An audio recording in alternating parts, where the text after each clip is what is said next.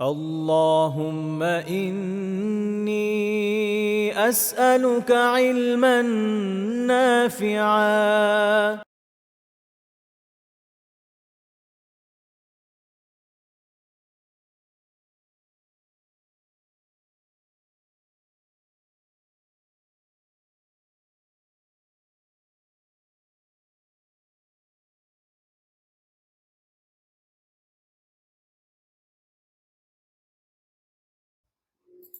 إن الحمد لله نحمده ونستعينه ونصلي على رسوله الكريم وعلى آله وصحبه أجمعين ما بعد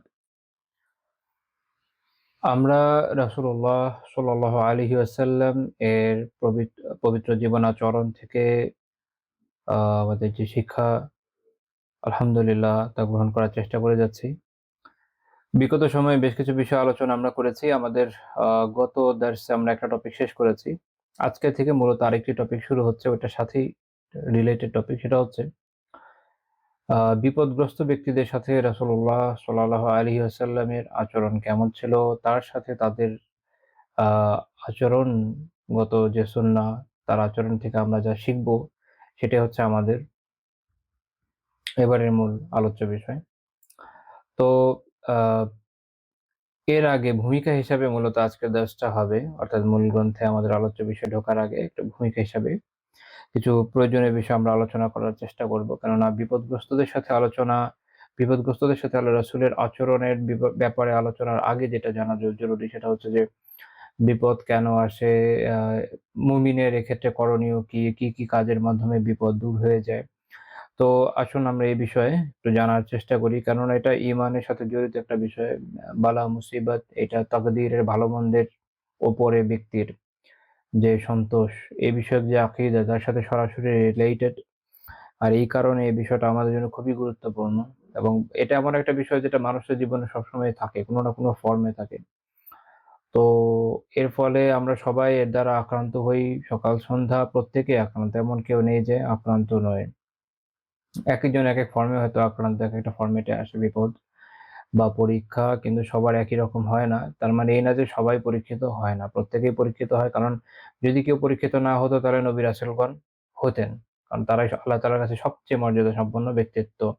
কিন্তু আমরা জানি যে তারা সবচেয়ে বেশি পরীক্ষিত হন। কাজেই আমাদের এটা এমন একটা বিষয় আমাদের প্রতিদিনই ফেস করা লাগে, এবং এই বিষয়ে যে শিক্ষাগুলো, এগুলো যদি আমরা সঠিকভাবে জানতে সক্ষম হই, আত্মস্থ করতে সক্ষম হই, তাহলে আশা আছে যে আমরা সবর করতে সক্ষম হব। কারণ আমরা হাদিস থেকে জানি যে বিপদের ক্ষেত্রে সবর করতে হয় মূলত কখন? একদম ১ম ধাক্কায়। ১ম যখন বিপদে ধাক্কা আসে তখনই সবর করতে হয়। এবং ওই সময় সবর করতে যদি ব্যর্থ হয় কেউ, তাহলে এর পরবর্তী পর্যায়ে তো মানুষ আসলে বিপদের সাথে হ্যাবিচুয়েটেড হয়ে যায়। যে কষ্টের মধ্যে সে আছে এটাই হ্যাবিচুয়েটেড হয়ে যায়। ফলে বিপদটা আর তার জন্য কোনো কল্যাণ বয়ে আনে না। এবং কেউ এটাকে তুলনা করেছেন এভাবে যে বিষয়টা যে পশুর মতো। মানে পশু যখন কোনো কিছুর উপর দিয়ে যায়, তার ওই কষ্ট দূর হয়ে গেলে সে শুধু আরামটা পায়। আচ্ছা ঠিক আছে, আরাম পেলাম। তো যারা এই মেকানিজমটা বুঝেন না যে কেন বিপদ আসে, কেন বিপদ যায়, তো তারা দেখা যায় যে তারাও একরকম সবর করে বটে, কিন্তু সেটা ওই সবর না যেটা আল্লাহ তাআলা বান্দার কাছ থেকে চান। ফলে তার এই কষ্টটা অনেকটা সার হয়ে যায়। এটা আসলেভাবে কোনো আ ফলাফল তো তার জন্য সেইভাবে বয়ে আনে না যেটা আখিরাতে কল্যাণকর। দুনিয়ার ক্ষেত্রে সে একটু আরাম পায়, এটুকুই। কাজেই আমাদের এটা জানা জরুরি যে বিপদ, আল্লাহ তাআলা যে বিপদ দেন বান্দাকে, আল্লাহ তাআলা বিপদ কেন দেন?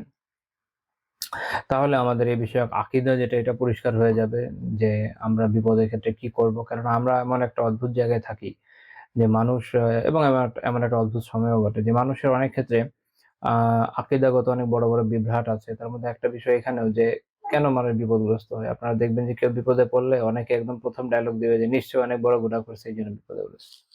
হ্যাঁ, অবশ্যই গুনাহ বিপদের এটা কারণ। এটাতে কোনো সন্দেহ নাই। কখনো গুনাহের কারণে অবশ্যই বিপদ আসে। কিন্তু আল্লাহ তাআলা তো পরীক্ষাও নেন। আল্লাহ তাআলা তো পরীক্ষাও নেন। আর নবী রাসূলগণ মাসুম ছিলেন। তারা কেন বিপদে পড়লেন? কেননা এটা হচ্ছে তাদের মর্যাদা আরো বাড়ানোর জন্য আল্লাহ তাআলা পরীক্ষা নিয়ে থাকেন, এবং আমাদের জন্য একটা আ উদাহরণ স্থাপনের জন্য পরীক্ষা নিয়েছে তাদের। অন্যদিকে যারা সালেহীন, তাদের মর্যাদা বাড়ানোর জন্য, তাদের গুনাহ খাতাগুলোকে মাফ করার জন্য আল্লাহ তাআলা পরীক্ষা নিয়ে থাকেন। তো মুমিনের পরীক্ষা কুফফারদের পরীক্ষা এক না। কাফেরদের আল্লাহ তাআলা পরীক্ষা নেন যেন কাফেররা আ ঈমানের দিকে আসে, ইসলাম কবুল করে। এরকম বিভিন্ন উদ্দেশ্য এর পিছনে আছে। সব উদ্দেশ্য আমাদের পক্ষে জানা সম্ভব না। মনে রাখতে হবে যে আল্লাহ তাআলা হচ্ছেন অত্যন্ত প্রজ্ঞাবান সত্তা। তো তার যে প্রজ্ঞা ওটা তো আসলে আমরা আত্মস্থ করতে সক্ষম না। এটা আমাদের পক্ষে ওইভাবে বোঝা তো সম্ভব না। কিন্তু তিনি কোরআন এর মাধ্যমে এবং তার রাসূল সাল্লাল্লাহু আলাইহি ওয়াসাল্লাম এর হাদিসের মাধ্যমে আমাদের যতটুকু জ্ঞান দিয়েছেন, অন্তত এতটুকু আমরা শিক্ষার জন্য গ্রহণ করতে পারি। আর যদি এতটুকু আমরা করতে পারি তাহলে ইনশাআল্লাহ আমাদের অনেকগুলো সমস্যা দূর হবে, অনেকগুলো ভুল চিন্তা দূর হয়ে যাবে বলে আমরা আশা করি। এবং যে কথাটা তখন বলছিলাম যে এটাই সমাজে প্রচলিত আছে। মনে করেন ফর এক্সাম্পল কারো বাচ্চা হচ্ছে না। দেখবেন যে তখন এসে বলবে যে নিচে অনেক বড় গুনাহ করেছে এজন্য এই অবস্থায় আছে। বা কেউ কোনো সমস্যায় পড়েছে, কেউ জেলে গিয়েছে। আমরা জানি যে বাংলাদেশে শুধু বিগত সরকার না, যুগ, যুগ ধরে বাংলাদেশে এই সমস্যাই চলছে। যে মানুষ বিভিন্নভাবে মুসিবতে পড়ে, মিথ্যা মামলায় জেলে যায়। তখন এসে বলবে যে নিশ্চয়ই গুনাহ করেছে। সবসময় মনে রাখতে হবে যে হ্যাঁ, গুনাহ একটা কষ্ট obviously মানুষের থাকে। আমরা এটা আলোচনায় দেখব ইনশাআল্লাহ তাআলা। বাট আল্লাহ তাআলা পরীক্ষা নেন এটা হলো মূল কথা। এখন সেখানে গুনার কারণে কখনো, কখনো আযাবও হয়। ঠিক আছে? সেটাও সত্য। কিন্তু এটা একদম ইয়াকিনীভাবে বলা যাবে না। মনে রাখতে হবে যে পরীক্ষা আল্লাহ তাআলা নেন এবং যে মুমিন সে পরীক্ষার পরে উত্তমভাবে সবর করে, আল্লাহ তাআলার কাছে উত্তম প্রতিদানের আশা করে, ফলে এই পরীক্ষা তার জন্য নেয়ামত হয়ে যায়। এই পরীক্ষা, এই বিপদ তার জন্য নেয়ামত হয়ে যায়। অন্যদিকে যে ফাজির, অত্যন্ত গুনাহগার ফাসিক, যে কাফের, যে মুশরিক, তার যেহেতু এই ধরনের কোনো চিন্তাভাবনা থাকে না, আল্লাহ তাআলার কাছে কোনো পাওয়ার আশা থাকে না। তাই দেখবেন যে তারা এটা সহ্য করতে পারে না। একই ধরনের পরীক্ষায় মনে করেন আল্লাহ তাআলা আমাদেরকে এই ধরনের পরীক্ষা থেকে হেফাজত করেন। যেমন ধরুন অনেকে আম এমন সিচুয়েশন এ পড়ে যায়, আর্থিক সমস্যায় পড়ে যায়, তাই না?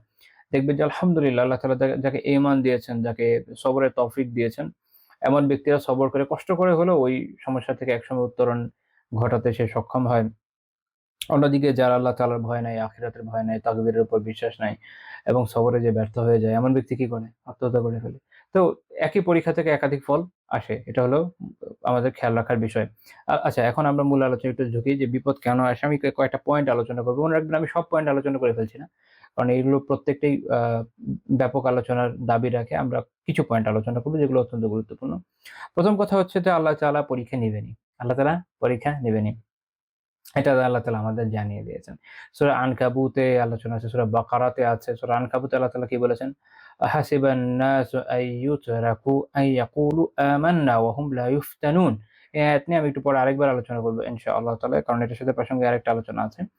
তো আল্লাহ তাআলা এই আয়াতে বলছেন যে মানুষকে এটা মনে করেছে যে তারা খালি বলল যে আমরা ঈমান এনেছি। আর এরপর তাদেরকে কোন ধরনের ফিতনায় না ফেলে, অর্থাৎ কোন ধরনের পরীক্ষায় না ফেলে তাদেরকে ছেড়ে দেওয়া হবে। এত সোজা। এত সোজা আসলে না। অর্থাৎ কেউ যখন ঈমান আনে, ঈমান এনেছি মানে অনেক সময় আমাদের মনে হয় না যে আলহামদুলিল্লাহ আমরা তো মুমিন মাশাআল্লাহ। তাহলে আমাদের কেন পরীক্ষা হবে? এ ধরনের কথা কিন্তু আমি অনেক সময় শুনেছি। আমার মনে আছে যে ছোটবেলায় আমরা এরকম শুনতাম বড়দের কাছে যে যারা মাশাআল্লাহ খুব নামাজি, খুব পরহেজগার মানুষ তারা আসলে এরকম বিপদে-আপদে পড়ে না। আল্লাহু আ'লাম এই ধরনের অদ্ভুত চিন্তা তারা কোত্থেকে পেয়েছে। কিন্তু এটা আমি ছোটবেলায় শুনেছি।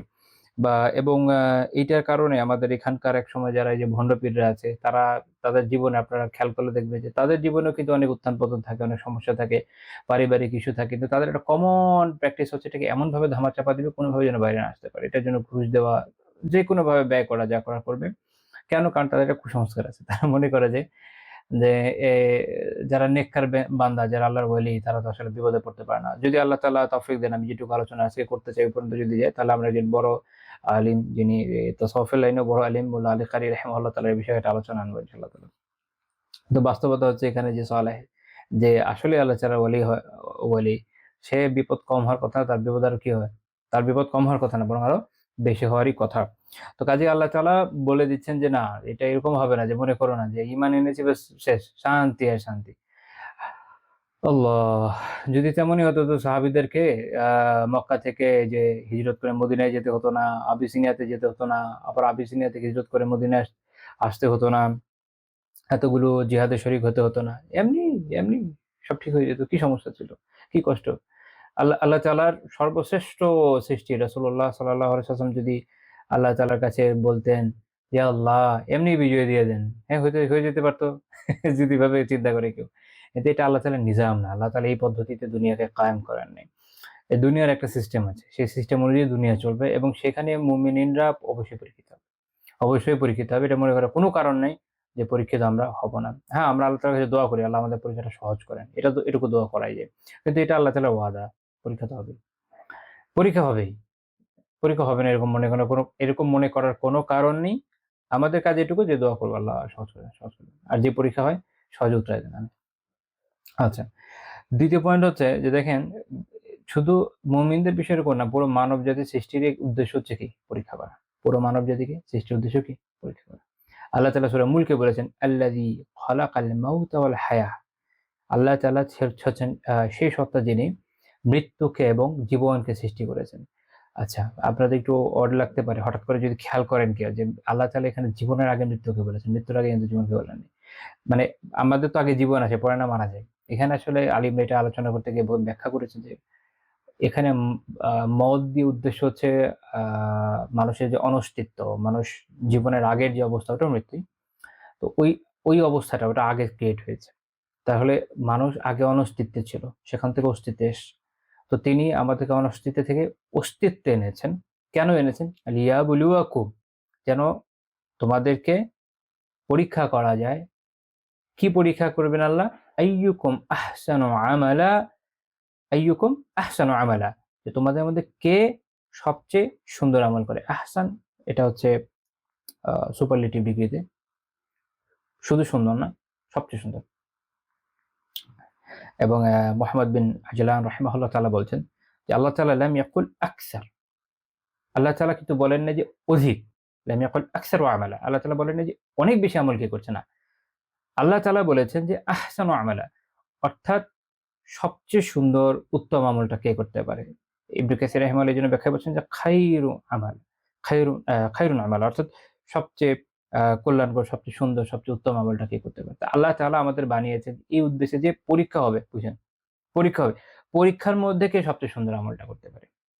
পরীক্ষার মধ্যে কে সবচেয়ে সুন্দর আমলটা করতে পারে। এখন এইটা যদি আপনি আপনার মাইন্ডসেটে ঢুকায়ে নেন তাহলে আপনার জীবনের অনেক মুসিবত এমনি সহজ হয়ে যাবে ইনশাআল্লাহ তাআলা।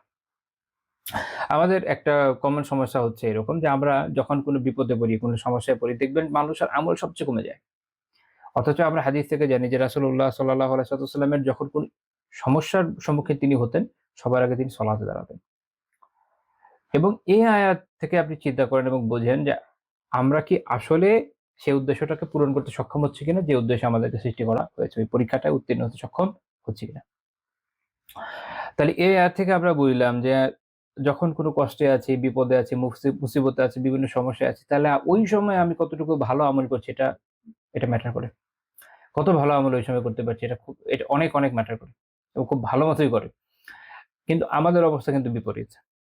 কারো এই সমস্যা হয়েছে, কারো এই সমস্যা হয়েছে, পারিবারিক সমস্যা হতে পারে, অফিসিয়াল সমস্যা হতে পারে। মন উড়ু, তিলাওয়াতে মন বসে না। ওই চিন্তা নিয়ে বসে আছে।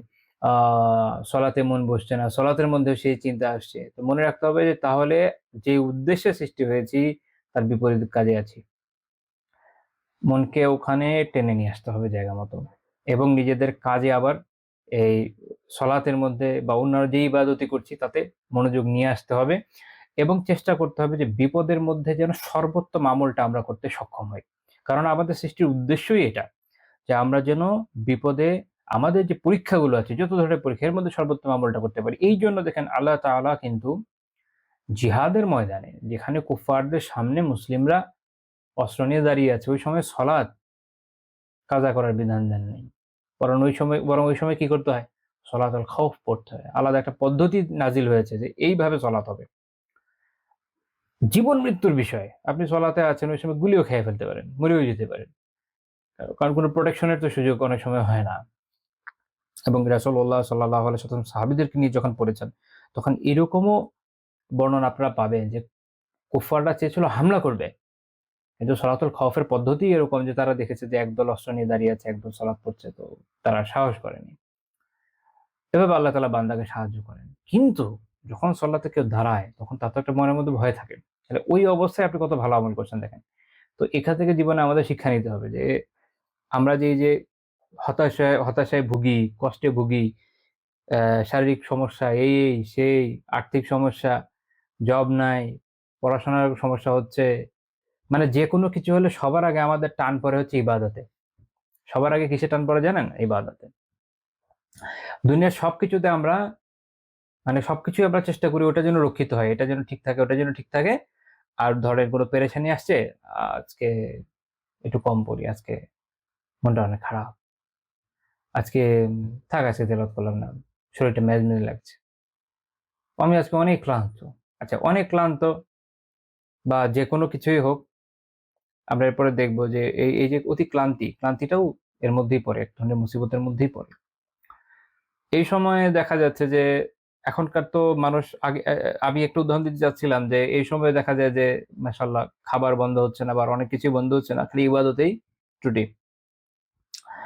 তো আর এখনকার সময়ে দেখলে যদি খেয়াল করেন যে অনেক ক্লান্তির কারণে হয়তো আপনি সুন্নাহ পড়লেন না ঐদিন। মনে করলেন যে আজকে অনেক ক্লান্ত। ভালো, অনেক ক্লান্ত। কিন্তু বিছানায় শুয়ে মোবাইল টিপছেন। সোশ্যাল মিডিয়া ব্রাউজিং করছেন। এর সাথে কথা বলছেন। তখন ক্লান্তি কোথায় চলে গেল? খুব ক্লান্ত হলে একটু বিশ্রাম নিয়ে পড়েন। মনে রাখেন, সলাত, আপনার ইবাদত, আপনার তিলাওয়াত, আপনার তাসবিহ, আপনার জিকির আজকার এইটা সবার শেষে আসবে না। এগুলো ফার্স্ট প্রায়োরিটি। এগুলোকে সবার আগে রাখতে হবে। এগুলোকে যদি মনে করেন যে অন্য যেকোনো কাজ আপনি করতে পারেন, তাহলে এগুলোকে ছাড় দিবেন না। নিজের সাথে সৎ হন, আল্লাহর সাথে সৎ হন। যদি দেখা যায় যে এগুলো করতেই পারছেন না, তাহলে আসলেই সেভাবে বিশ্রাম নেন বা এরকম সবকিছু থেকে দূরে থাকেন। বিশ্রামটা এমন হওয়া দরকার যেন না বাকি কাজগুলোও আপনি করছেন না। শুধুমাত্র ইবাদতই বাদ চলে গেল। আর বাকি সবই থাকলো। বাকি সব ধরনের এনগেজমেন্ট এর সাথে আপনি রয়ে গেলেন। তাহলে কি এটা কোনো ভালো কাজ হলো? নিজেকে নিজে প্রশ্ন করে দেখেন কখনো। তো মানুষকে আল্লাহ তাআলা বানিয়েছেন এইজন্য যে তাকে এরকম বিভিন্ন পরীক্ষার মধ্যে দিয়ে যেতে হবে এবং এর মধ্যেই তাকে সর্বোত্তম আমল করতে হবে। অর্থাৎ আমরা অনেকে যেরকম মনে করি যে অবসরে যাব যখন আমার জব আর থাকবে না। ধরেন কেউ গভর্নমেন্ট জব করে আর প্রাইভেটে, যে আমি অবসরে যাব, ৫৬-৬০ বছর বয়সে অবসরে যাব।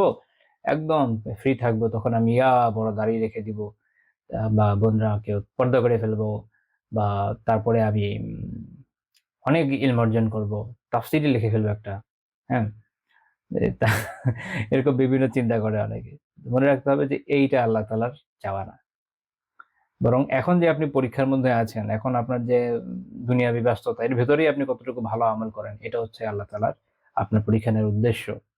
কাজেই আপনাকে আমাকে এই শিক্ষা নিতে হবে এবং বুঝতে হবে যে জীবনের সকল ক্ষেত্রে ওই যে অবসরের আশায় বসে থাকা, এটা থেকে যেন আমরা বেঁচে থাকি।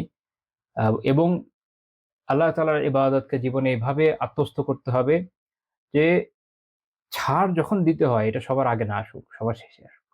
সবার শেষে আসুক। আল্লাহ তাআলা তৌফিক দান। ৩য় পয়েন্ট, যে ওই পয়েন্ট যেটা বলেছিলাম যে মানুষ গুনার জন্য বিপদে পড়ে। এটার সাথে রিলেটেড কয়েকটা বিষয় আসবে পরপর। আমরা ইনশাআল্লাহ দেখব। মানুষ যে গুনার জন্য বিপদে পড়ে এটা আল্লাহ তাআলা কোরআনেও বলেছেন। সূরা আশ-শূরা ৩০ নম্বর আয়াত। ওয়া মা আসাবাকুম মিন মুসিবাহ, তোমরা যে সকল বিপদের মধ্যে পড়ো, ফাবিমা কাসাবাত আইদিকুম, এগুলো হচ্ছে তোমাদের যে হাতের কামাই, অর্থাৎ তোমরা যে সকল গুনাহ করো তার ফল হিসেবে আসে। ওয়াইয়াফু আন কাসীর, আর আল্লাহ কিন্তু অনেক মাফও করে দেন। অর্থাৎ আল্লাহ সব ধরেন না। আল্লাহ তাআলা যদি সব, প্রথম কথা এটা হলো যে আল্লাহ তাআলা সব গুনার জন্য এভাবে সাজা দেন না। কিছু গুনার জন্য সাজা দেন, কিছু গুনাহ মাফ করিয়ে এর বিনিময়ে সওয়াব দেন। আল্লাহ তাআলা যদি আমার আপনার সকল গুনাহ ধরতেন, তাহলে দুনিয়াতে কেউ টিকে থাকতে পারতেন। এটা আল্লাহ তাআলা নিজেই বলেছেন। সূরা ফাতিরের ৪৫ নম্বর আয়াতে আল্লাহ তাআলা বলেছেন, ওয়ালা ইউআখিযুল্লাহু আন-নাসা বিমা কাসাবু, আল্লাহ তাআলা মানুষ যা করে তার জন্য যদি আল্লাহ তাআলা মানুষকে ধরতেন, পুরো মানব জাতিকে ধরা শুরু করতেন সবাইকে, মা তারাকা আলা যুহরিহা মিন দাব্বাহ, তাহলে এই দুনিয়াতে কোনো প্রাণ অবশিষ্ট থাকতো না। সব মানুষ পাকড়াও হয়ে যেত। সবার এত গুনাহ। দেখেন প্রত্যেকটা গুনার জন্য যদি আল্লাহ তাআলা ধরেন, তাহলে আমাদের কি অবস্থা হবে? তাহলে এখানে আমাদের একটা জিনিস বুঝতে হবে। যখন কোনো মুসিবতে আমরা পড়ি, আমাদের ১ম এ মনে হয় যে, আল্লাহ আমি কি এমন পাপ করেছি? মনে রাখেন পাপ অবভিয়াসলি করেছেন। অবভিয়াসলি করেছেন। কোনটার জন্য আল্লাহ ধরেছেন এটা আল্লাহ ছাড়া কেউ জানে না। তাই নিজের সাথে সৎ হইতে হবে। আমরা পরে দেখব ইনশাআল্লাহ এই বিপদ থেকে বাঁচার একটা উপায় হচ্ছে যে বেশি ইস্তিগফার। তো আমাদের কি করতে হবে? তাৎক্ষণিক তওবা করতে হবে, ইস্তিগফার করতে হবে সকল গুনাহ থেকে। যে আল্লাহ যা করছি সবকিছু থেকে মাফ চাই। আগে ইনশাআল্লাহ আর হবে না। আগে আর এটা ইনশাআল্লাহ আসলে বলা উচিত না। এখানে সরাসরি বলতে হবে যে ইনশাআল্লাহ আর হবে না। কারণ এটা পুরোপুরি দৃঢ়তার বিষয়। আর তওবার বিষয় হচ্ছে দৃঢ়তার বিষয় যে আর করব না। তারপর যদি হয়ে যায় তো সেটা অন্য বিষয়। কিন্তু যখন তওবা করতে হয় তখন দৃঢ়তার সাথে। ইয়া আল্লাহ আগে আর হবে না, যা হয়েছে, হয়েছে। দৃঢ়তার সাথে তওবা করছি। আমার সকল গুনাহ থেকে, সকল কবিরা গুনাহ থেকে, সগীরা গুনাহ থেকে দয়া করে মাফ করে দেন। আবার এটাও নিজেকে বোঝাতে হবে যে আমাকে কিন্তু আল্লাহ তাআলা সব গুনাহের জন্য ধরেন নাই। হয়তো কিছু, কিছুর জন্য ধরেছেন। আল্লাহু আ'লাম যে কোনটার জন্য ধরেছেন। কিন্তু সবগুলোর জন্য যদি তিনি ধরতেন তাহলে আমাকে কি পরিমাণ মুসিবতে তিনি ফেলতে পারেন। আল্লাহ তাআলা যদি বান্দাকে মুসিবতে ফেলতে চান এটার কি কোনো লিস্ট আছে বা আপনি কোনো লিমিটেশন দিতে পারবেন যে কতটুকু হতে পারে? অবর্ণনীয়, এত বিপুল। বর্ণনার সক্ষমতার বাইরে এটা। দেখেন যে মানুষের কত ধরনের রোগ হতে পারে। শুধু রোগের কথা যদি চিন্তা করেন। হাসপাতালে গেলে দেখবেন কত বিচিত্র ধরনের রোগ মানুষের।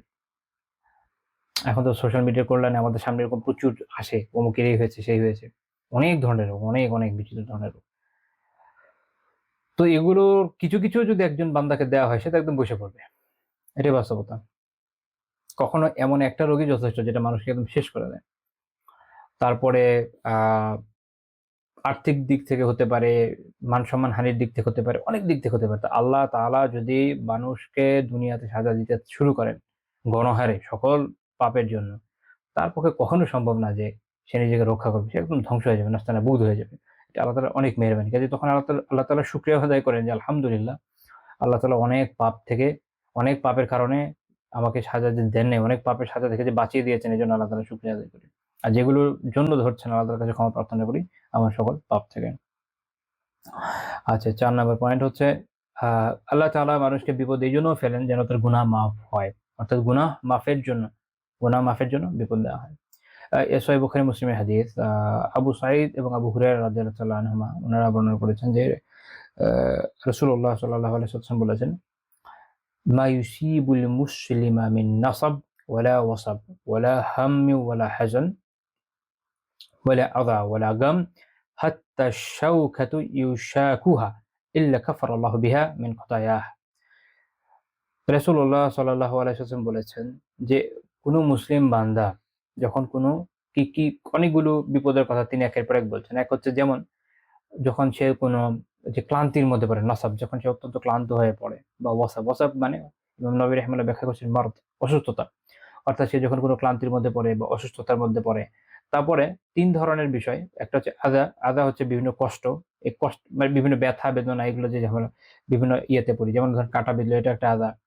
কোনো কিছুর সাথে বাড়ি খেলেন এটা এক ধরনের কষ্ট। এরকম যত শারীরিক, মানসিক কষ্ট, শারীরিক কষ্ট যেগুলো আছে, এই ধরনের যত কষ্টে পড়ে। আর ৩ ধরনের মানসিক কষ্টের কথা বলেছেন। হাম, হাযান এবং গাম। ৩ টা। হাম, হাযান, হাযানকে হুজুনও পড়া যায়। আর এটা হচ্ছে গাম। ৩ টা। এই ৩ টার মধ্যে পার্থক্য কি? এটা নিয়ে উলামা অনেক আলাপ আলোচনা করেছেন। অ্যা শেখ আব্দুর রাজ্জাক বিন আব্দুল মুহসিন আল বদর হাফিজাহুল্লাহ তাআলা উনি একটা খুব চমৎকার ব্যাখ্যা দিয়েছেন। এই ব্যাখ্যাটা হচ্ছে হাযান হচ্ছে সেই সব দুশ্চিন্তা, মানে বাংলা যখন অনুবাদ করবেন ৩ টি দুশ্চিন্তা। এটা খুব ইন্টারেস্টিং বিষয়। আমি মাঝে, মাঝে বলি আমার ছাত্রদেরকে যে বাংলা ভাষা এমনিতেও আসলে একটু আমাদের একটা দুর্বল ভাষা। আপনারা জানেন যে আমাদের অ্যাকচুয়াল নিজস্ব শব্দ ভান্ডার অনেক ছোট। বিদেশাগত শব্দ আমরা অনেক বেশি ইউজ করি এজন্য। তো যাই হোক আমাদের ভাষায় ৩ টা দুশ্চিন্তা। কিন্তু এজন্য বাংলা ডিকশনারি গুলোতে ৩ টার পরেই লেখা থাকে দুশ্চিন্তা। তো এটা আসলে একটু ব্যাপক বিষয়। হাম হচ্ছে ওই সকল দুশ্চিন্তা যেটা আপনার অতীতের সাথে সম্পৃক্ত। অর্থাৎ অতীতে আমার এই হয়েছিল, সেই হয়েছিল, আমার পড়াশোনা হয় নাই, বা তমুক জায়গায় আমার ভালো হয় নাই, অমুক জায়গায় আমি এই সমস্যায় পড়েছিলাম, পারিবারিক এই সমস্যা ছিল। তারপরে হয় না মানুষ অতীত নিয়ে কি বলে বাংলায় স্মৃতি রোমন্থন করে। ওই স্মৃতি রোমন্থন করে কষ্ট পায়। তারপরে বিশেষ করে ইয়াং জেনারেশন এ যেটা হয় আরকি, যে কোন জীবনে সে কার থেকে ছ্যাঁকা খেয়েছিল। এরকম বিভিন্ন দুঃখ। ওকে। অর্থাৎ অতীতের যত দুঃখ, ভালো খারাপ সকল দুঃখই হচ্ছে কি হাম। দুঃখিত, সব হচ্ছে হাজান, যে তার এই অতীতের যত দুশ্চিন্তা ও পেরেশানি যা ছিল, কষ্ট যা ছিল, এই সকল কষ্ট, পেরেশানি মানসিক এগুলো হচ্ছে তার হাজান আর হজুন। আর গাম হচ্ছে বর্তমানে যে সকল পেরেশানি তার রয়েছে। বর্তমানে, বর্তমানে যত ধরনের পেরেশানি হতে পারে, যে হয়তো কারো আর্থিক সমস্যা, কারো চিকিৎসার সমস্যা, কারো আ পারিবারিক সমস্যা, কলিগদের সমস্যা, অফিসিয়াল এনভায়রনমেন্টে বিভিন্ন ধরনের সমস্যা থাকে। মানে যত ধরনের পেরেশানি আপনাকে স্পর্শ করতে পারে। সকল ধরনের পেরেশানি হচ্ছে কি গাম। আরেকটা হচ্ছে হাম। আচ্ছা, হাম হচ্ছে যে যত ধরনের পেরেশানি আপনি ভবিষ্যৎ নিয়ে, যত ধরনের পেরেশানিতে আপনি পড়েন এগুলো হচ্ছে হাম, ভবিষ্যৎ নিয়ে। কি হবে, বাচ্চা কাচ্চাগুলোকে কোথায় পড়াবো, আজকাল এডুকেশন কস্ট যত বেশি, তারপরে হয়তো এই মুহূর্তে পকেটে কিছু টাকা নিয়ে টেনশন আছে যে কিছুদিন পরে কিভাবে চলবেন, বড় একটা ঋণ আছে সামনে, তাই না? তারপর ধরেন আমাদের সুন্দর সোনার বাংলা, এটা নিয়ে ভবিষ্যতে কি হবে এটা নিয়ে আমরা সবাই হাম্মের মধ্যে আছি। তো এরকম অর্থাৎ অতীতের যত ধরনের আপনার এই ধরনের দুশ্চিন্তা পেরেশানি, বর্তমানের এবং ভবিষ্যতের এবং শারীরিক যত কষ্ট এগুলা, এমনকি যখন কারো গায়ে একটা কাঁটাও বিঁধে, অর্থাৎ এই সবগুলোর মধ্য দিয়ে আমরা যখন যাই, একজন মুমিন, একজন মুসলিম যখন এগুলোর মধ্যে দিয়ে যায় তখন কি হয়, ইল্লা কাফফারাল্লাহু বিহা মিন খাতায়াহ, যে আল্লাহ তাআলা এর মাধ্যমে তার গুনাহ মাফ করে দেন। সুবহানাল্লাহ, সুবহানাল্লাহ, আলহামদুলিল্লাহ। আল্লাহ তাআলা অনেক শুকরিয়া যে তিনি বান্দাদের নিজস্ব কষ্ট, আসলে এটা তো দেখছেন ক্ষেত্রে কি আমাদের নিজস্ব বিভিন্ন পেরেশানি, এটার জন্য আল্লাহ তাআলা বান্দার গুনাহ মাফ করেন। আল্লাহ তাআলা যে কত দয়াময়, কত দয়াময় সত্তা, এটা আসলে বলে বোঝানোর মতো না। আলহামদুলিল্লাহ, আল্লাহুম্মা লাকাল হামদু ওয়া লাকাল শুকর। তো গুনাহ মাফের জন্য এরকম বিপদ দেওয়া হয়। কাজেই যদি এমন হয় যে বান্দা বিপদে পড়েছে, তার অবশ্যই সবর করা উচিত। তার মনে রাখা উচিত যে হয়তো এর কারণে আল্লাহ তাআলা তার গুনাহ মাফ করে দিচ্ছেন। আচ্ছা, এরপরে ৫ নম্বর পয়েন্ট, কখনো মর্যাদা বাড়ানোর জন্য, সওয়াব দেওয়ার জন্য, প্রচুর সওয়াব দেওয়ার জন্য বিপদ আসে। মুসআব বিন সাদ রাহিমাহুল্লাহ, সাদ রাদিয়াল্লাহু তাআলা থেকে বর্ণনা করছেন যে তিনি আল্লাহ রাসূলকে জিজ্ঞেস করেন, ইয়া রাসূলুল্লাহ, আইয়ুন নাসি আশাদ্দু বালা, হে আল্লাহর রাসূল, কোন মানুষ সবচেয়ে বেশি বিপদে পড়ে? সবচেয়ে বেশি বিপদ কাদের? আল্লাহ রাসূল বললেন, আল আম্বিয়া, সবচেয়ে বেশি বিপদে পড়ে নবীরা, সুম্মা সালিহুন, এরপর নেককাররা। তো যদি যদি মনে করেন যে আলহামদুলিল্লাহ নেকির উপরে আছি আল্লাহর রহমতে, বাকি কে কতটুকু নেককার এটা আল্লাহ ছাড়া কেউ জানে না, বাট এট লিস্ট ৫ ওয়াক্ত নামাজ যখন পড়েন তো আশা করা যায় যে নেকির উপর কিছু হলেও তো আছেন। তো বিপদ তো আসবেই, বিপদ তো আসবেই, কিভাবে আটকাবেন? মানে হাদিস বলছেন কি সুম্মা সালিহুন, এরপর নেককাররা। এবং নেককারের এখানে একটা আছে যে সুম্মাল আমসালু ফাল আমসাল মিনান নাস, মানুষের মধ্যে এরপরে তাদের অনুরূপ, অর্থাৎ সবচেয়ে নেককাররা সবচেয়ে বেশি, গ্র্যাজুয়ালি যত কম নেককার হবে তার বিপদ তত কম হবে, তার মুসিবত তত কম হবে। আবার আমরা তো বিপদের সংজ্ঞা বানিয়ে নিছি মাশাআল্লাহ। আমাদের আবার নিজস্ব স্ট্যান্ডার্ড লাগে, এই বিপদটাই আপনার পড়তে হবে। আপনি নেককার যদি হয়ে থাকেন, এই বিপদ আপনি কেন পড়লেন না? তাই না? যে এই স্পেসিফিক বিপদটাতে আপনি কেন পড়বেন না? আপনাকে পড়তেই হবে, তাইলে আপনি নেককার। এরকম না। আল্লাহ তাআলা তার নিজস্ব পছন্দ অনুযায়ী, তার নিজস্ব ইচ্ছা অনুযায়ী মানুষকে বিভিন্ন ধরনের বিপদ দেয়। আল্লাহ তাআলার বন্টন নেক এই বিষয়, কল্যাণের বিষয়ে এবং বিপদের বিষয়ে এটা তার বান্দা নির্ধারণ করবে না, আল্লাহ তাআলা করবেন। হতে পারে কোনো একজন বান্দা, সে আ ধরেন জেলে আছে। জেল একটা বড় বিপদ। তখন কারো মনে হবে যে মাশাআল্লাহ ও জেলে গেছে মানে অনেক বড় সালেহ, অনেক বড় নেককার। এটা হওয়া জরুরি না। কখনো আপনারা জানেন যে বিভিন্ন ব্রিটিশ আমলেও এটা আমাদের অঞ্চলে হয়েছে। যে তাদের নিজস্ব খবরি যারা, তারাও জেলে থাকতো নেতাদের সাথে ভাব-টাব করে খবর নেওয়ার জন্য। আপনি কিভাবে জানেন? মানুষের অন্তরের খবর তো আল্লাহ ছাড়া কেউ জানে না, তাই না? আমি কিন্তু সবাইকে প্রশ্নবিদ্ধ করার জন্য বলিনি। আমি মেকানিজমটা বোঝাচ্ছি। আল্লাহ ছাড়া কেউ জানে না। অন্যদিকে একজন লোক হয়তো বাইরে দিনই কাজ করছে আলহামদুলিল্লাহ। ওইভাবে বাহ্যিকভাবে আপনি দেখছেন যে কোনো সমস্যা তার নাই। কিন্তু সে হয়তো ভিতরে এত কঠিন রোগের ভিতর দিয়ে যাচ্ছে, এমন কষ্টের ভিতর দিয়ে যাচ্ছে, যেটা ওই জেলের থেকে অনেক বেশি হলো। Who knows? আল্লাহ ছাড়া কে জানে? আল্লাহ তাআলার ফজল, আল্লাহ তাআলার করুণা, আল্লাহ তাআলার অনুগ্রহ, যাকে ইচ্ছা দিবেন, যেভাবে ইচ্ছা দিবেন। এটা আমি আপনি বর্ণনা করার কে? এইসব মেকানিজম দিয়ে কাউকে প্রশ্নবিদ্ধ করা যাবে না। এগুলো দিয়ে হচ্ছে আমরা নিজেদের অবস্থান যাচাই করব। যে আচ্ছা আমি এই অবস্থায় আছি, আলহামদুলিল্লাহ নেক আমল করছি, একটা বিপদে আসছি, আল্লাহ তাআলার কাছে ক্ষমা প্রার্থনা করি, ব্যাস। অর্থাৎ এখান থেকে শিক্ষা গ্রহণ করতে হবে। এটা আরেকজনের উপর পুলিশিং এর জন্য দেওয়া হয় নাই। আচ্ছা, তারপর রাসূলুল্লাহ কি বললেন? যে ইউবতালা রাজুলু আলা হাসাবি দীনিহি। এটা আল্লাহ তাআলার এত বড় মেহেরবানি, এটা বলে বোঝানোর মতো না। এই অংশটুকু। মানে এটা আমি যখনই পড়ি খুশি হয়ে যাই। তো তিনি বললেন যে ব্যক্তি তার যে দ্বীনের অবস্থা সেই অনুযায়ী পরীক্ষিত হয়। আল্লাহ তাআলা যদি মনে করেন একদম দুর্বল মুমিন, তাকে যদি সাহাবীদের সমপর্যায়ে পরীক্ষা দিতেন, তাহলে বেচারা তো শেষ হয়ে যেত। আমি তো টিকতেই পারতাম না, আমি জানি। নিজের কথা নিজে স্বীকার করি। আমি কত দুর্বল। আমার থেকে বেশি ভালো জানেন। তো আমার মতো যারা দুর্বল আছে কিভাবে টিকবে? তো আল্লাহ রাসূল বলছেন, "ফাইন কানা ফি দীনিহি সালাবা জিদা ফি বালাইহি", যদি তার দ্বীনের মধ্যে দৃঢ়তা থাকে, অর্থাৎ খুবই শক্তিশালী দ্বীনদার মাশাআল্লাহ, তো তার ভালার পরিমাণ, তার বিপদের পরিমাণ বাড়তে থাকে। ইন কানা ফি দীনিহি রিক্কা খুফিফ আনহু, আর যদি দিনে দুর্বলতা থাকে যে না আসলে টিকতে পারবে না সে, তখন তার জন্য এটাকে সহজ করা হয়। মনে রাখেন যে আপনার যে বিপদগুলা অনেক সময় আমাদের খুব কষ্ট হয়, মনে হয় যে অনেক বেশি বিপদ। তা আমার অনেক সময় এরকম অনেকে বলে যে আমি তো আসলে অত বড় নেককার না, তাহলে কেন হচ্ছে? দেখেন, বিপদ তো আর আরামদায়ক হবে না, বিপদ তো আরামদায়ক হবে না, পরীক্ষা তো আর আরামদায়ক হবে না। আরামদায়ক হলে আর পরীক্ষা হবে কিভাবে? আল্লাহ তাআলা যদি বান্দাকে ইখতিয়ার দিতেন যে তোমরা বলো কাকে কিভাবে পরীক্ষা নিব, চিন্তা করে দেখেন তো আপনি কোনটা বের করতেন? কোনটাই বের করতেন না। মনে করতেন যে মনে করেন যে যারা ওই যে রিমান্ড-টিমান্ডে নেয়, পুলিশ ধরে ইচ্ছামত পিটায়, সবচেয়ে সোজা শাস্তি কি হইতে পারে? উল্টা করে ঝুলিয়ে রাখা। নিশ্চিত এটাও আমরা রাজি হব না। তো এটা হচ্ছে বাস্তবতা। যে আসলে যদি চয়েস করতে দেয় কোনটাই আমরা নিব না। তো আমাদের উপর দিয়ে যেটা যায়, আমাদের অনুপাত অনুযায়ী যায় যে এটা আমরা এতটুকু, এটা আমাদের জন্য এতটুকু এসছে পরীক্ষা, এবং এটা আমাদের জন্য ওটাই কঠিন। কঠিন বিধায় আমরা এটা পরীক্ষার ভিতর দিয়ে যাচ্ছি। নয়তো এটা পরীক্ষা হতো না। তবে আরো অনেক কঠিন পরীক্ষা হওয়া সম্ভব, যেটা আল্লাহ তাআলা আমাদের দেন নাই। কারণ আমাদের এই দুর্বলতাটা আছে। এটা আপনি কখন বুঝবেন?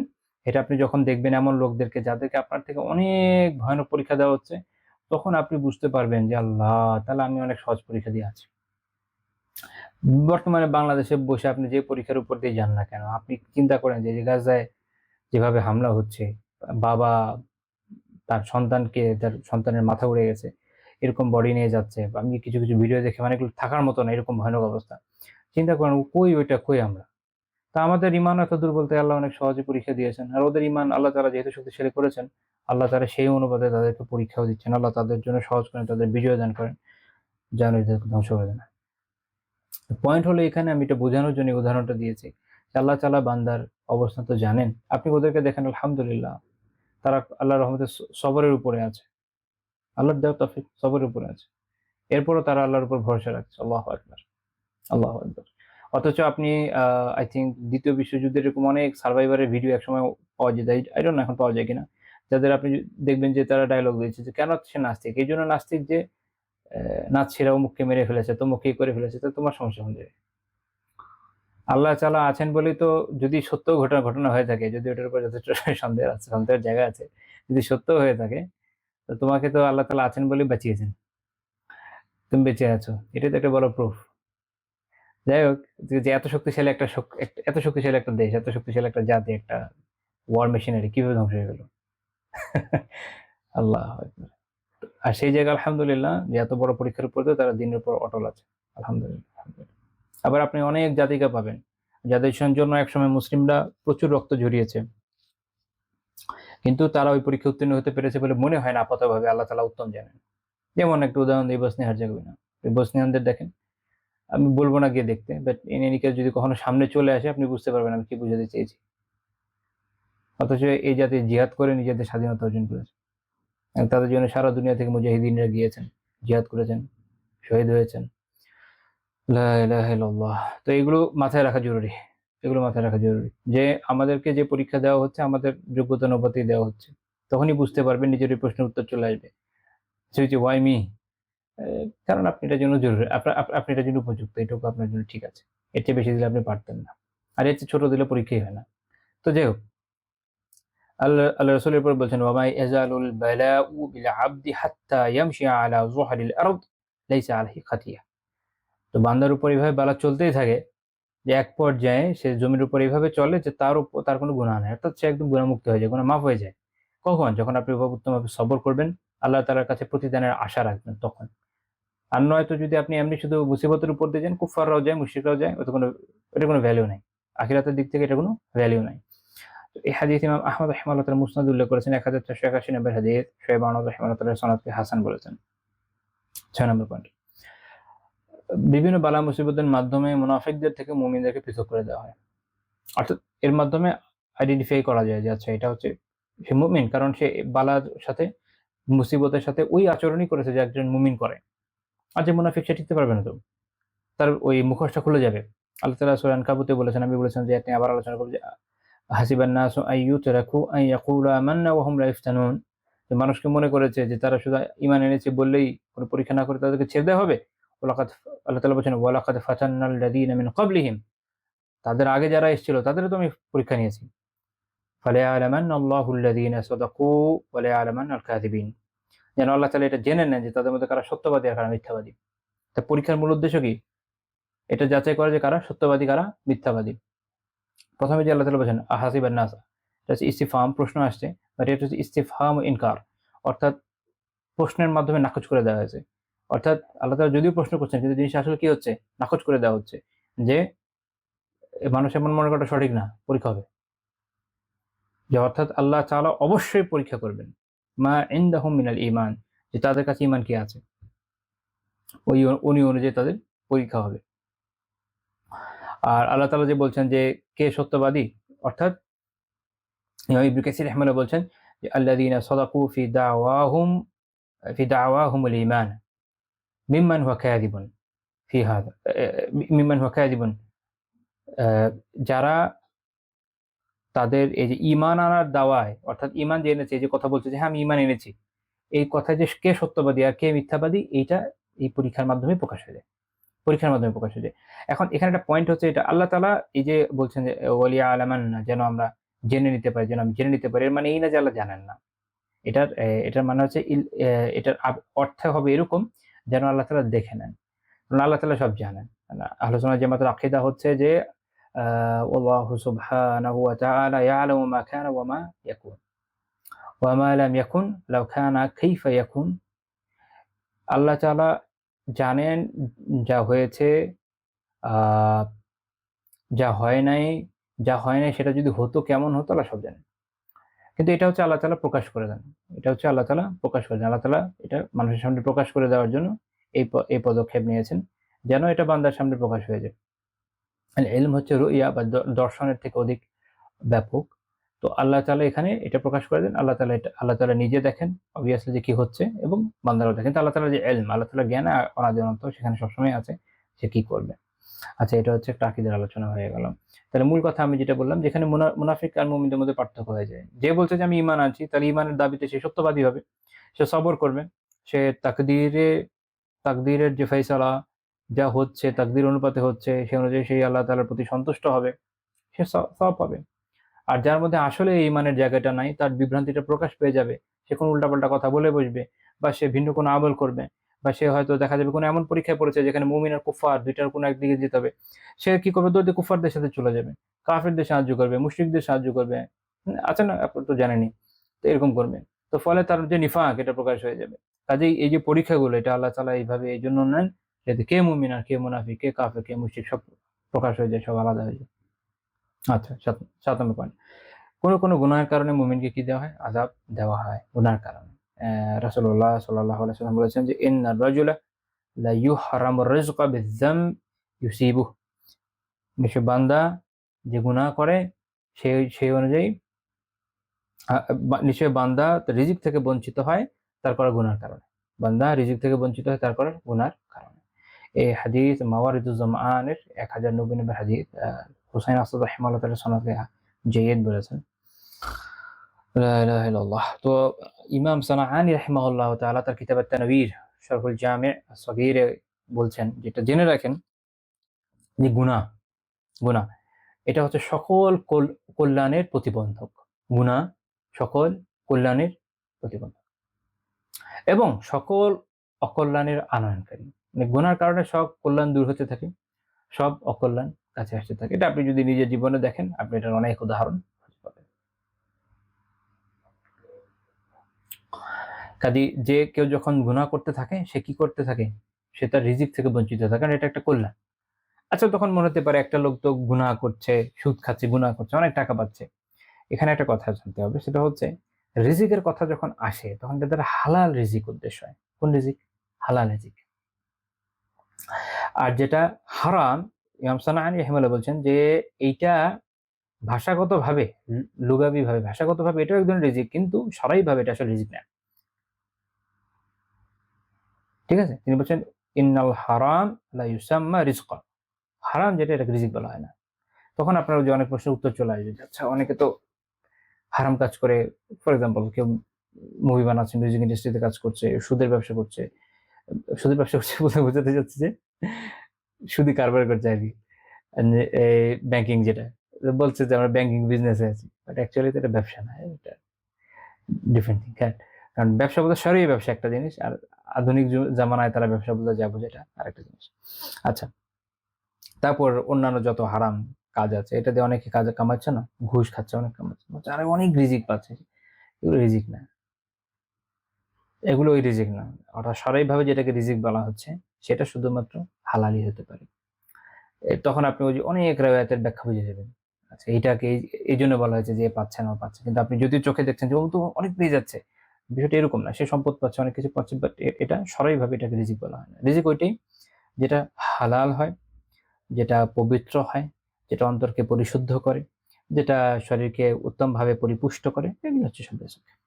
এর বিপরীতক্রমে যে বিষয়গুলো আছে, যেগুলো হারাম, যেগুলো অন্তরকে নষ্ট করে দেয়, অন্তরকে অন্ধকার করে দেয়, শরীরকে পরিপুষ্ট না করে ধ্বংস করে, যেমন খাবার, মদ, এগুলো রিজিক না।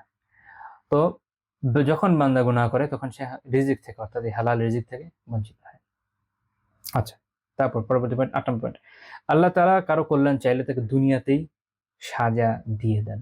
দুনিয়াতেই সাজা দিয়ে দেন। তো দেখা গেল আপনি এমন পাপে লিপ্ত, আমি আপনি সবাই আসলে কোনো না কোনো পাপে লিপ্তই। আমরা এমন কোনো পাপে লিপ্ত যে পাপ, ধরেন অনেকে তো অনেক পাপই করে। এখন আল্লাহ তাআলা এক্ষেত্রে যেটা করেন, কিছু কিছু পাপের সাজা দুনিয়াতে দিয়ে দেন, যেন আখিরাতে পেতে না। দেখেন আখিরাতে একটা পাপের সাজা কিন্তু অনেক ভয়ানক। দুনিয়ার জীবন কতটুকু হবে? একজন লোক বাঁচলেও ধরেন 100-150 বছরই বাঁচলো, এরপরে তো আর যাবে না, মানে এটা হাইয়েস্ট 120 এরকম। এই সময়ের মধ্যে তাকে যদি কোনো পাপের সাজা দেওয়াও হতো, কতদিন তার সাজা হতো? এখন দেখেন ওই সেম পাপ যদি আখিরাতে গিয়ে সাজা পেতে হয়, আল্লাহু আলাম, হাজার হাজার লাখ বছর চলে যেতে পারে, আল্লাহ ছাড়া কে জানে। কত ভয়ানক না? তো আল্লাহ তাআলা বান্দার প্রতি ইহসান করেন। দুনিয়াতে সাজা হচ্ছে, কিন্তু এটা কি আল্লাহ তাআলার ইহসান এটা। এই সাজা যদি আল্লাহ তাআলা আখিরাতে নিয়ে দিতেন, তাহলে চিন্তা করেন কি হতো। রাসূলুল্লাহ সাল্লাল্লাহু আলাইহি ওয়াসাল্লাম বলছেন যে ইযা আরাদাল্লাহু বিআবদিহিল খায়রা, যখন আল্লাহ বান্দার জন্য কল্যাণ চান, এটা আল্লাহ তাআলার ইহসান। আল্লাহ তাআলা কি চান? কল্যাণ চান। আজ্জালা লাহুল উকুবাতা ফিদ দুনিয়া, তখন আল্লাহ তাআলা দুনিয়াতে তার পানিশমেন্টকে দ্রুত করে দেন, দ্রুতগামী করেন, মানে খুব তাড়াতাড়ি একটা পানিশমেন্ট দিয়ে দেন। আচ্ছা, এটা করেছে, এর জন্য পানিশমেন্ট দিয়ে দেন, শেষ, চুকে গেল। আখিরাতে অনেক অনেক ভয়ানক হবে। আল্লাহ তাআলা যেহেতু তার কল্যাণ চান, তাই তাকে দুনিয়াতে কিছু সাজা দিয়ে এটা, ওই যে বলে না, চুকে বুকে দেওয়া, এরকম একদম হিসাব ক্লোজ। ওয়া ইযা আরাদাল্লাহু বিআবদিহি শারর, কিন্তু আল্লাহ তাআলা যদি চান যে না তার ক্ষতি হোক, অর্থাৎ আল্লাহ তাআলা বান্দাকে পছন্দ করেন না, তখন কি করেন আল্লাহ? আমসাকা আনহু বিযামবিহি হাত্তা ইউআফিয়া বিহি ইয়াওমাল কিয়ামা, এই পাপের সাজাকে আল্লাহ আটকে রাখেন কিয়ামতে তার সাথে দেখা হওয়ার দিন পর্যন্ত। অর্থাৎ তখন কিয়ামতে সাজা আসে, পরকালের সাজা আসে, জাহান্নামের সাজা আসে, এবং সেই সাজা খুবই ভয়ানক। তো কাজেই যখন যদি দুনিয়াতে কাউকে, একজন মুমিনকে সাজাও দেওয়া হয়, সেটাও কিন্তু তার জন্য খারাপ না, সেটাও খায়ের, সেটাও কল্যাণের। এই হাদিস তার দলিল। ইমাম তিরমিজি রাহিমাহুল্লাহ হাদিস উল্লেখ করেছেন, সুনান তিরমিজি 2396 নম্বর হাদিস, শেখ আলবানী রাহিমাহুল্লাহর মতে হাসান সহিহ। 9 নম্বর পয়েন্ট, অধিক বিপদের মাধ্যমে অধিক প্রতিদান আসে। এই জন্য আল্লাহ তাআলা যখন কাউকে অনেক বেশি প্রতিদান দিতে চান, তাকে অনেক বেশি বিপদও দেন। সুনান তিরমিজির এই যে হাদিস বললাম, এই হাদিসেই পরবর্তী পার্টে আল্লাহ রাসূল সাল্লাল্লাহু আলাইহি ওয়াসাল্লাম বলছেন, ইন্না ইযাম ইন্না ইযামাল জাযাই মা ইযামিল বালা, অনেক বেশি প্রতিদান আসে হচ্ছে আপনার অনেক বেশি বিপদের সাথে, অর্থাৎ অনেক বেশি বিপদের সাথে অনেক বেশি প্রতিদান আসে। ওয়া ইন্নাল্লাহা ইযা আহাব্বা কওমান ইবতালাহুম, যখন আল্লাহ তাআলা কোনো জাতিকে ভালোবাসেন, কোনো জাতিকে ভালোবাসেন, তখন তাদেরকে বিপদে ফেলেন। আচ্ছা, এখানে কওম দিয়ে কি উদ্দেশ্য? মুল্লা আলী কারি রাহিমাহুল্লাহ বলছেন যে এটা হচ্ছে, বলছেন ফা ইন্নাল বালা লিল উলা ওয়াল ইবতিলা লিল আউলিয়া, অর্থাৎ আল্লাহ তাআলার যারা আউলিয়া, আল্লাহ তাআলার যারা এই যে খাস বান্দারা, আল্লাহ তাআলা যাদের বলে, যারা আল্লাহ তাআলার বন্ধু, আল্লাহ তাআলা তাদেরকে, যেহেতু তাদেরকে ভালোবাসেন, তাদেরকে কি করেন? এই জন্য বালা দেন। ফামান রাদিয়া ফালাহুর রিদা, এখন যখন এই বালা আসে, তখন স্বাভাবিক যারা আল্লাহর আউলিয়া, তারা কি করে? তারা এতে সন্তোষ পোষণ করে যে আল্লাহ তাআলার পক্ষ থেকে আসছে, আলহামদুলিল্লাহি আলা কুল্লি হাল, সর্বাবস্থায় আল্লাহ তাআলার প্রশংসা। তো যখন এই মুসিবতে বান্দা পড়ে, তখন সে সন্তুষ্ট হয়, তাই না? যে আল্লাহ তাআলার পক্ষ থেকে এসে আমি এতে সন্তোষ প্রকাশ করছি। তো যেহেতু সে সন্তুষ্ট হয়, হাদিস বলছে যে কাজে যে সন্তুষ্ট হয় তার জন্য সন্তুষ্ট, তো আল্লাহ তাআলা তার প্রতি সন্তুষ্ট হন। ওমান সাখিতা ফালাহু সাখাত, আর যে অসন্তুষ্ট হয় তার জন্য অসন্তুষ্টি, অর্থাৎ যে যে আল্লাহ তাআলার ওয়ালির মধ্যে পড়ে না, অথবা যার মধ্যে নিফাক থাকে, বাহ্যিকভাবে বলছি মুমিন, কারণ আমরা জানি কি আল্লাহ তাআলা সকল মুমিন আল্লাহ তাআলার ওলি। এটা আহলে সুন্নাহ ওয়াল জামাতের আকীদা। বাকি একেকজনের ওয়ালায়াত একেক স্তরে, কারো অনেক কম, কারো অনেক উপরে।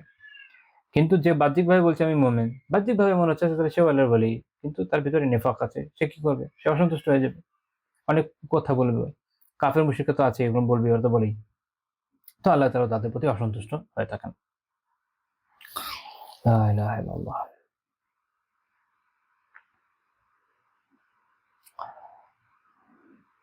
আচ্ছা, তো এই হচ্ছে আমাদের এই ৯টা পয়েন্ট আমি আলোচনা করতে চেয়েছি, এবং এই সম্পর্কে ওলামাদের অনেক কথা আছে। যেমন ইব্রাহিম তাইমিয়্যিহ রাহিমাহুল্লাহ বলছেন, মা মিন আবদিন ওয়াহাবা আল্লাহু লাহু সাবরা আলাল আযা ওয়া সাবরা আলাল বালা ওয়া সাবরা আলাল মাসাইব ইল্লা ওয়াকাদ উতিয়া আফদাল মা উতিয়াহু আহাদুন বা'দাল ঈমান বিল্লাহ।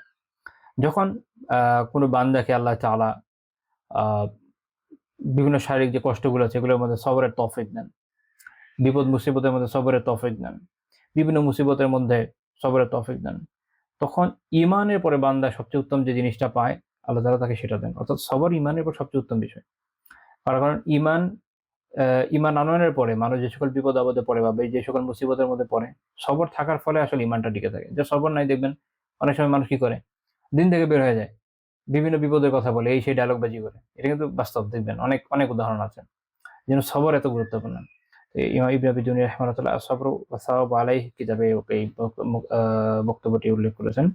শাইখুল ইসলাম ইবনে তাইমিyyah রাহিমাহুল্লাহ তাআলা জামিউল মাসাইল ওনার একটা বক্তব্য আছে যে মুসিবাতুন তুকবিলু বিকা আলা আল্লাহি খায়রুল লাক মিন নি'মাতিন তুনসিকা যিকরাল্লাহ।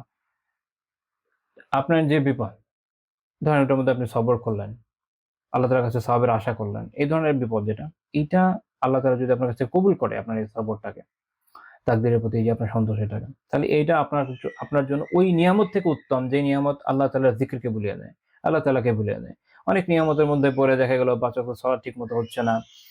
হয়তো অর্থের প্রতি এত লোভ হলে যাকাত দিতে ভুলে গেলেন। আল্লাহ তাআলার যিকির একদমই করেন না। সারাদিন মিটিং মিছিল এই সেই নিয়ে আলাপ আলোচনা করে জীবন চলে যাচ্ছে। এর থেকে ওই বিপদ উত্তম যে বিপদ আপনাকে আল্লাহমুখী করে। যে বিপদের ফলে আপনি আরো আল্লাহর দিকে ধাবিত হন। যে বিপদের আপনি উত্তম সবর করেন এবং আল্লাহ তাআলা তা কবুল করে। আল্লাহ তাআলা তা কবুল করেন। এমন বিপদ ওই নিয়ামতের থেকে অনেক উত্তম যে নিয়ামত আল্লাহ তাআলাকে ভুলিয়ে দেয়, আল্লাহ তাআলার যিকিরকে ভুলিয়ে দেয়। তো কাজেই এ হচ্ছে আমরা মোটামুটি বিপদ কেন আসে এই নিয়ে আলাপ আলোচনা করলাম। তো বিপদ আসলে মুমিনের কাজ কি? প্রথম কাজ সবর করা। আল্লাহ তাআলা আমাদের কি বলছেন? ওয়াবাশশিরিস সাবিরিন। সূরা বাকারাতে আল্লাহ তাআলা বলছেন যে সবরকারীদেরকে সুসংবাদ দিন। কারা সবরকারী আল্লাহ তাআলা পরিচয় দিচ্ছেন যে আল্লাযীনা ইযা আসাবাতহুম মুসিবাহ, যখন তাদের কোনো মুসিবত তাদের উপর আপতিত হয়, ক্বালু, তারা কি বলে? তারা বলে ইন্না লিল্লাহি ওয়া ইন্না ইলাইহি রাজিউন। তো আমাদের দেশে কেউ মরে গেলে আমরা এটা কমনলি বলি। এটা কিন্তু এরকম না যে, যে মরে গেছে তার জন্য দোয়া। যারা অর্থ জানেন, জানেন যেটা আসলে যে মরে গেছে তার জন্য দোয়া না। এটা আমাদের নিজেদের জন্য দোয়া। অর্থাৎ আমরা বলি যে ইন্না লিল্লাহি, আমরা তো আল্লাহর তরফ থেকে এসেছি। আমরা আল্লাহরই, ওয়া ইন্না ইলাইহি রাজিউন, আর আমরা তার কাছেই ফেরত যাব। অর্থাৎ নিজেকে মনে করিয়ে দেওয়া। এই যে একটা লোক মারা গেল, যেকোনো সময় আমার আপনার টার্ম চলে আসবে, নিজেকে মনে করিয়ে দেওয়া। এটা ওই যে রসমিভাবে খালি বলে দেওয়ার জন্য না তো। মানে এটা এমন না যে মরে গেছে তার জন্য খুব বিশেষ দোয়া হচ্ছে। হ্যাঁ, তার জন্য কোনো দোয়া হচ্ছে না। নিজেকে স্মরণ করে দিচ্ছি আমরা যে এই হচ্ছে আমাদের হালত, আমাদের কি হতে যাচ্ছে আগামীতে আমরা নিজেদেরকে মনে করিয়ে দিচ্ছি। তো কাজেই যখন মুসিবতে কেউ পড়ে তার প্রথম কাজ হচ্ছে এই দোয়াটা পড়া। যেকোনো মুসিবত, এটা খালি কেউ মরে গেছে এই জন্য না। আপনি যেকোনো বিপদে পড়ছেন প্রথমে ইন্না লিল্লাহ পড়তে হয়।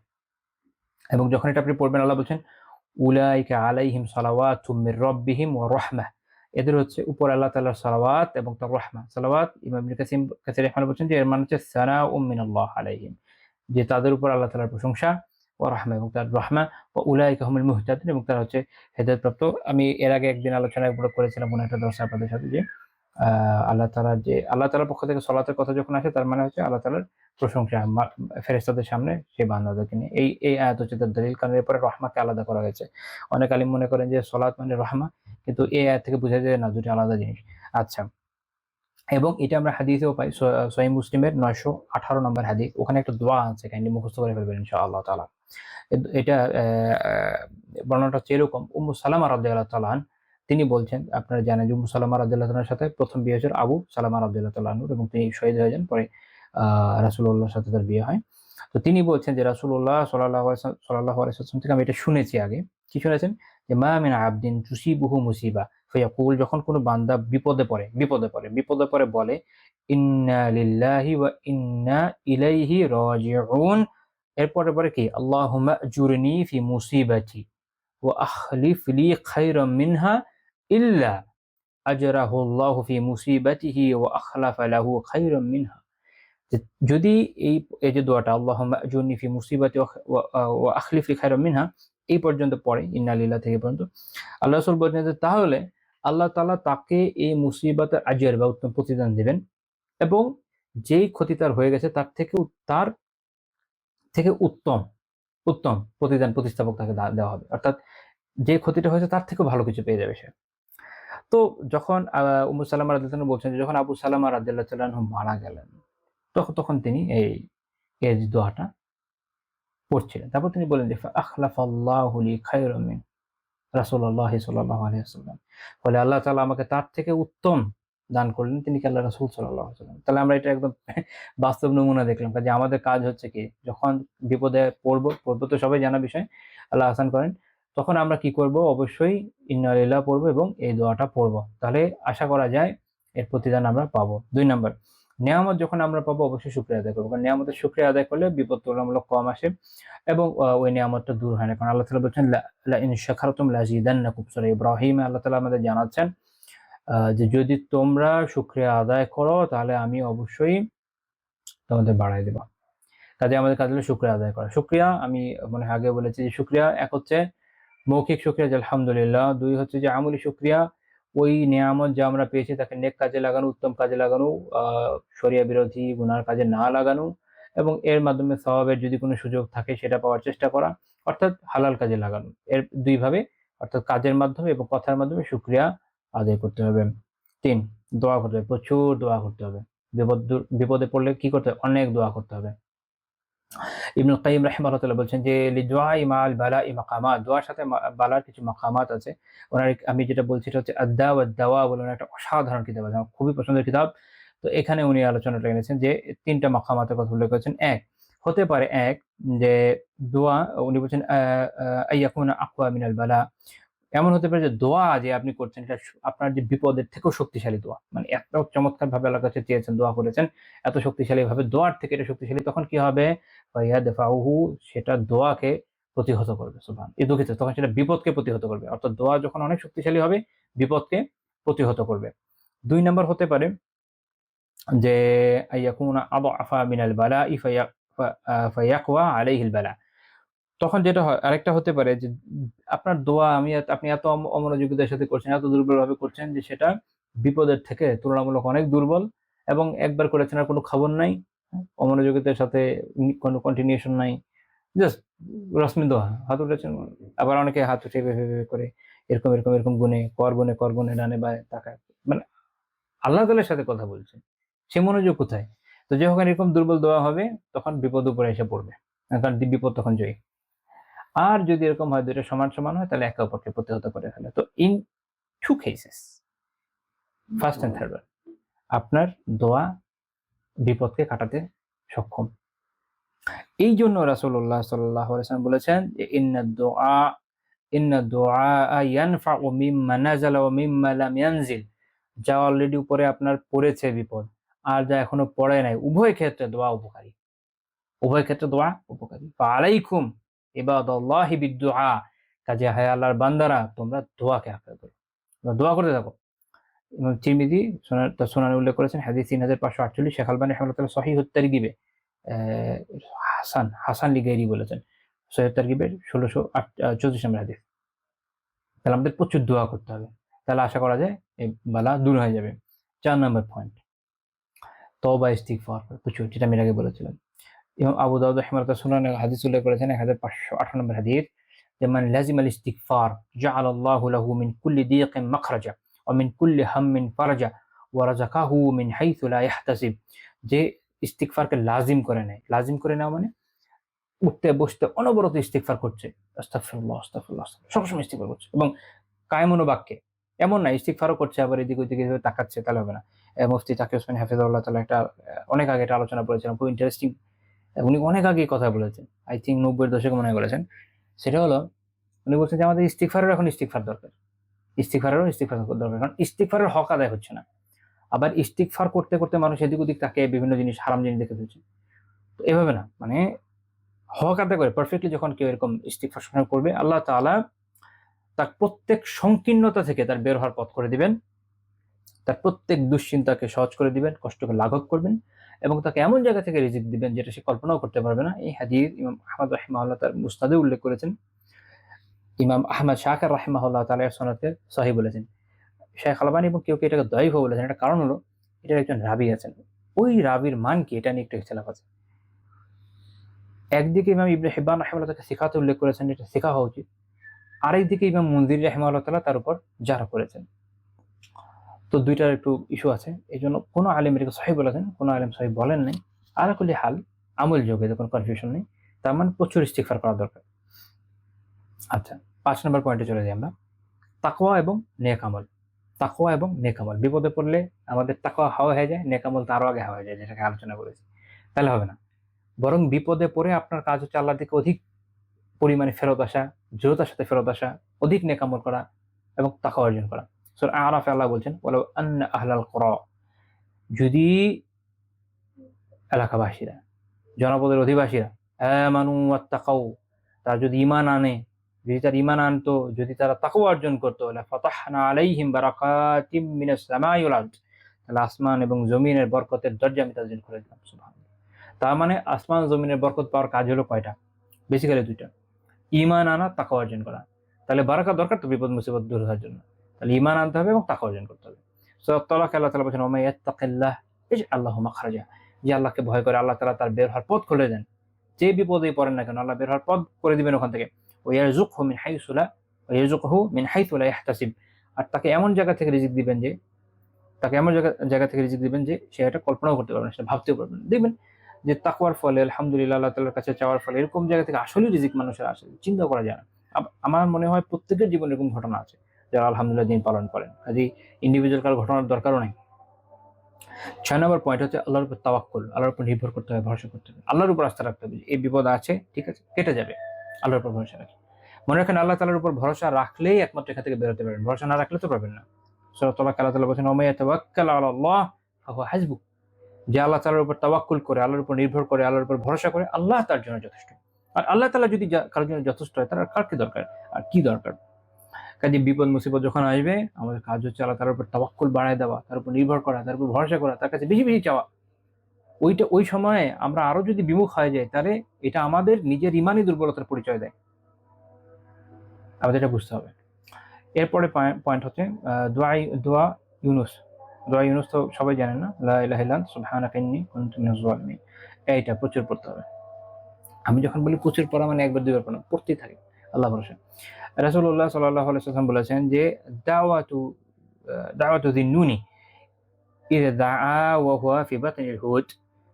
যুন্নুন অর্থাৎ ইউনূস আলাইহিস সালাম তিনি মাছের পেটে যে দোয়া করেছিলেন, লা ইলাহা ইল্লা আনতা সুবহানাক ইন্নী কুনতু মিনাজ জালিমিন, এটা যখন কেউ বলবে, ফাইন্নাহু লাম ইয়াদউ বিহা রাজুলুম মুসলিম ফি শাইইন কাত্তু ইল্লা ইসতাজাবা আল্লাহু লাহ। কোনো মুসলিম ব্যক্তি যখন কোনো দোয়ায় এটা বলবে, তো সে যেটা চাইবে আল্লাহ তাআলা অবশ্যই সেটা কবুল করবেন, সেটা দিবেন। আজ যখন বিপদে পড়ছেন তখন এই দোয়া পড়বেন, আল্লাহ তাআলার কাছে খুব চাইবেন, ইনশাআল্লাহ বিপদ দূর হয়ে যাবে। দৃঢ়তার সাথে, তাওয়াক্কুলের সাথে, তাকওয়ার সাথে। এবং এটা এই হাদিস থেকে বোঝা যায় যে অন্যান্য ক্ষেত্রেও এই দোয়া খুবই কার্যকর। কাজে অন্যান্য সময় যখন আমরা দোয়া করি তখনও যদি এই দোয়াটার সাথে করে ফেলি, আশা করা যায় যে দোয়া কবুল হতে অনেক সহায়ক হবে। সুনান তিরমিজি 3505 নম্বর হাদিস, শাইখ আলবানী রাহিমাহুল্লাহ সহিহ বলেছেন। সর্বশেষ বিপদ দূর করার জন্য সর্বশেষ যে আমলটা আমরা করতে পারি, আরেকটা আছে সাদাকা, ওটা নিয়ে আমি আলোচনা যাব না। সর্বশেষ যেটা সেটা হচ্ছে প্রচুর দরুদ পাঠ, প্রচুর দরুদ পড়তে হবে। উবাই রাদিয়াল্লাহু তাআলা বললেন, ইয়া রাসূলুল্লাহ ইন্নী উকসিরুস সালাতা আলাইকা ফাকাম আজআলু লাকা মিন সালাতি। যে আল্লাহর রাসূল, আমি আপনার অনেক দরুদ পড়ি, আমি কি পরিমাণ দরুদ আপনার উপর পড়ব? তো আল্লাহর রাসূল বললেন যে মা শি'তা, তোমার যত ইচ্ছা। তো তিনি বললেন যে কুলতু আর-রুবু, 1/4 পড়ব। মানে যে পরিমাণ আমি ওভারঅল জিকির করি তার 1/4 আপনার উপর দরুদ পড়ব। আল্লাহ রাসূল বললেন মা শি'তা ফাইন জিদতা ফাহুয়া খায়রুল লাক, তোমার ইচ্ছা, তবে তুমি যদি আরো বাড়াও এটা তোমার জন্যই ভালো হবে। তো তিনি বললেন যে তাহলে তাহলে আমি যে পরিমাণ জিকির করি তার অর্ধেক দরুদি পড়বো। আল্লাহ রাসূল বললেন মা শি'ত, তোমার ইচ্ছা, ফাইন জিদতা ফাহুয়া খায়রুল লাক, তবে তুমি যদি বাড়াও আরো এটা তোমার জন্য কল্যাণকর হবে। তাহলে তিনি বলেন যে তাহলে ফাসুলুসাইন, তাহলে আমি 2/3 অর্থাৎ 3 ভাগের 2 ভাগ আমি দরুদি পড়বো। আল্লাহ রাসূল বললেন মা শি'ত ফাইন জিদতা ফাহুয়া খায়রুল লাক, কিন্তু তুমি যদি বাড়াও তাহলে এটা তোমার জন্য ভালো। তখন তিনি বলেন আজআলু লাক সলাতি কুল্লাহা, তাহলে আমি আমার সকল জিকির শুধু দরুদ পড়ব, খালি দরুদ পড়ব। আল্লাহ রাসূল কি বলেন? তিনি বলেন যে ইযান, যদি তাই করো, তুকফা হাম্মাক ওয়া ইউগফারু লাকা যামবুক, তাহলে তোমার যে দুশ্চিন্তা যা আছে এগুলো সব দূর হয়ে যাবে এবং তোমার গুনাহ মাফ হয়ে যাবে। তার মানে যখন প্রচুর দরুদ পড়া হবে, দুশ্চিন্তা, বিপদ, মুসিবত যা আছে এর সাথে রিলেটেড দূর হয়ে যাবে এবং গুনাহ মাফ হয়ে যাবে। সুবহানাল্লাহ।